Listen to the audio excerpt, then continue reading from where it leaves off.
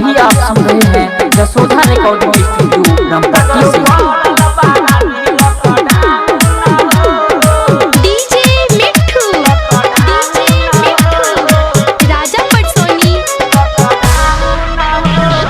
जल्दी से गाड़ी अब धले राजा जी, नैहर में मेला देखे जाए राजा जी, नैहर में मेला देखे जाए राजा जी। जल्दी से गाड़ी अब धले राजा जी, नैहर में मेला देखे जाए राजा जी। कैसे आई बंद बारटाऊ ना हो, कैसे आई बंद बारटाऊ ना हो, सगरो पड़ल बाला नीलक डांगू ना हो, सगरो पड़ल बाला नीलक डांगू ना हो।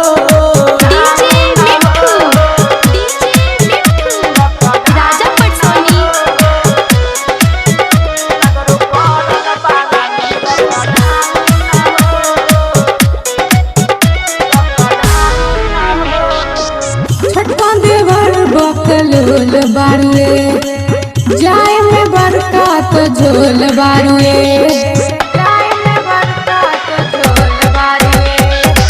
कुछ दिन और बर्दाश्त करना, हमरा पे रानी विश्वास करना, फोना बेपर करना ही साउना हो, फोना बेपर करना ही साउना हो, सगरो पड़ल बारा नीलक डांगुना हो, सगरो पड़ल बारा नीलक डांगुना हो।